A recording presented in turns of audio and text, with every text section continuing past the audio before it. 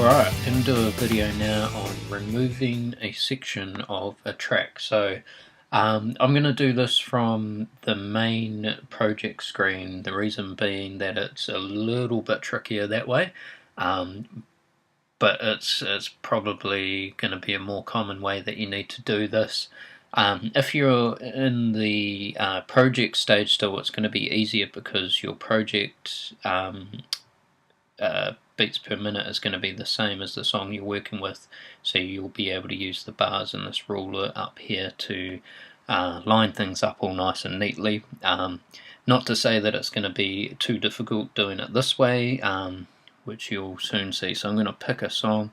I'll do Spirit Come, just because this is one that you might come across. So let's say the scenario here, it might be that you've got a new song you want to, there's a section of the song that you don't want to do, so you want to remove that out of it permanently. Or it might be you just get one worship leader one day that says, hey, Spirit Come has that, that big instrumental bit in the middle.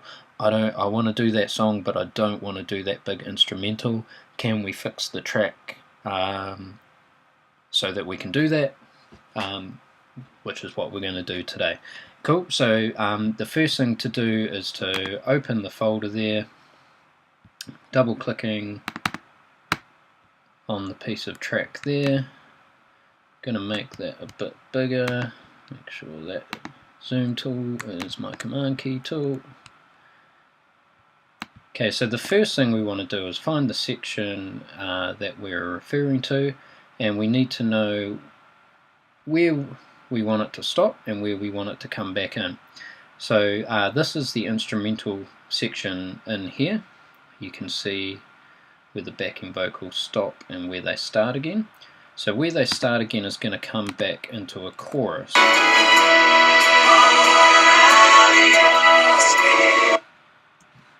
Cool.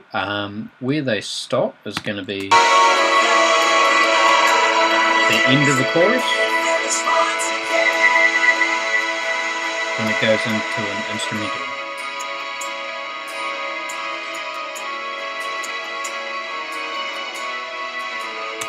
Okay, so the question here is, do I want to go straight from chorus to chorus, or do I want a little bit of instrumental in between? Okay, in this particular case I'm going to keep a bit of the instrumental.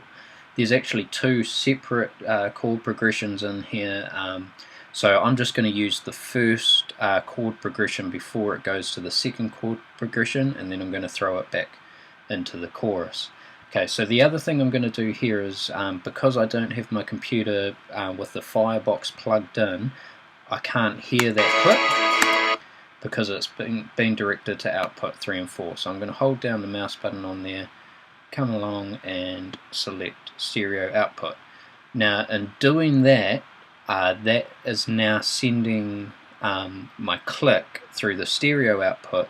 So that means now when I go and plug it back into the system at church, it's going to play out of front of house, which of course we don't want. So you're going to need to change that back again by doing the reverse.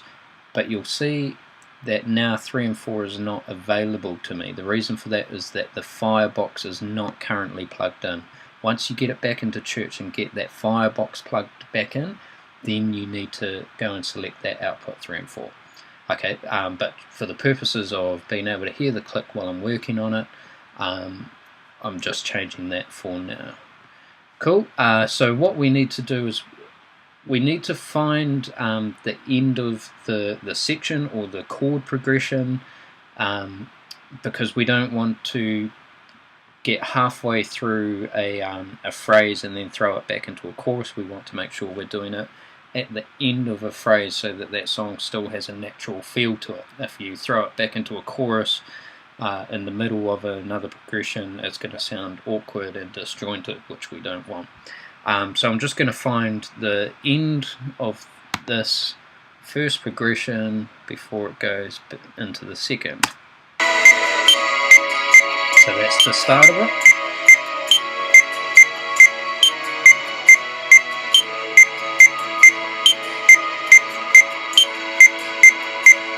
That's once through.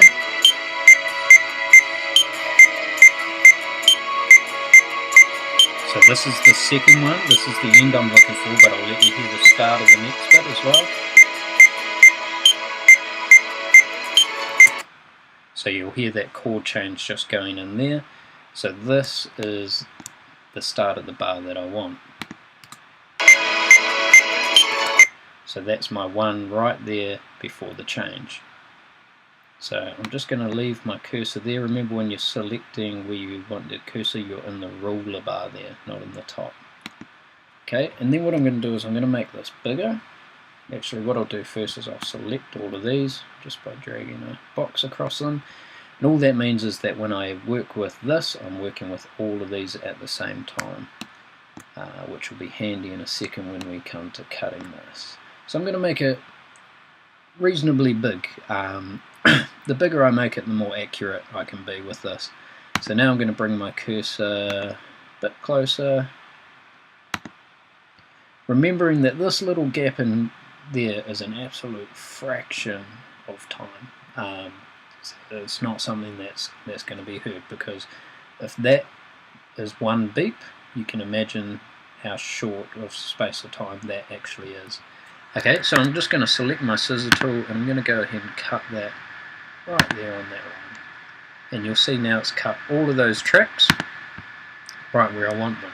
Okay, so the next step now, I can make it smaller again just by clicking anywhere with that magnifying glass. The next step is to find where I want the song to come back in. Okay, so this one, having that backing vocal there is really handy because I can see where the chorus is going to come back in. I'll make it a bit bigger.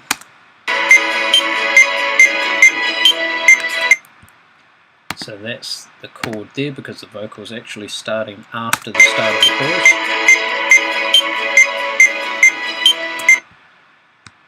So I want to be right at the start of that bar. Let's get back on.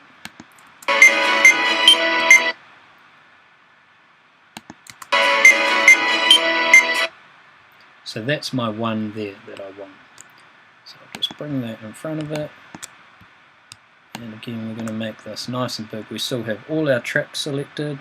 So I'm just going to try and come the same distance in front of that as I did before. And then I'm going to cut it there.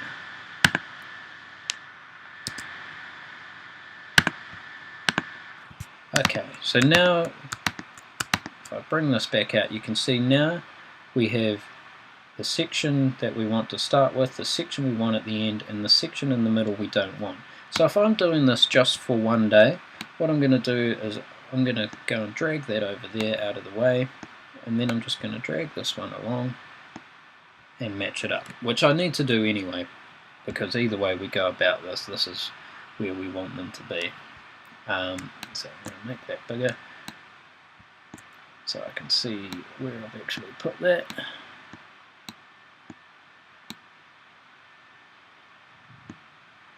Still a little gap there. See, the bigger you make it, the easier it is to see what's actually going on. So we want to have that right there, right up against it.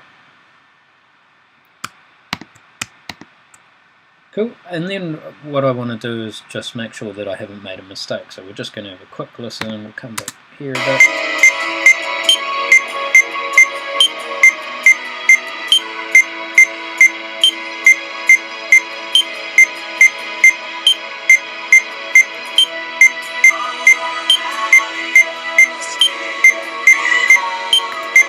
Cool, so that's pretty seamless. Right, so here's where you're going to have a couple of different options. Like I said, if I'm just doing that for one day, what I'm going to do is I'm going to leave this piece sitting over here.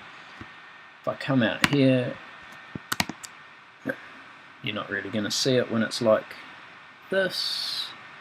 Where are we? Find the right strip. But I just want to make sure that I'm not running into that next track still. And you're just going to have to make sure that the drummer stops at the end of that song by pressing the space bar. Okay, but I can run it like that, and then at the end of the day I can go and swap these back around again and put this section back in. Okay, but let's say I want to do this permanently. Let's say that section of the song just doesn't work for us. We're not going to use it. I want to make this more permanent.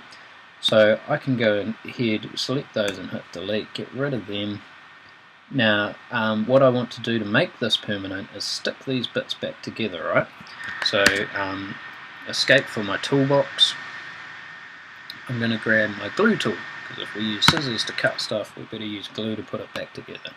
And then I'm just going to drag a box across to select both parts. Then I'm going to click on them. And that, in theory, might have to go right to the end. Okay, so sorry, for whatever reason, the glue tool doesn't work on this particular track. It's not sticking those things back together. But what I'll so that's fine. I mean, you can leave them like that if it's not going to do it. But I'll just find something else that it will work on, just so I can show you what I'm talking about. So we'll open up this one here. Right, let's just select those. You can see some of them are already cut there. So what we're doing with the glue tool is select the glue tool, select both sections that you want to stick together, and then click, and you can see there it's made it now into one track. So you just have to do each line individually with this, otherwise it'll try and stick all of them into one line.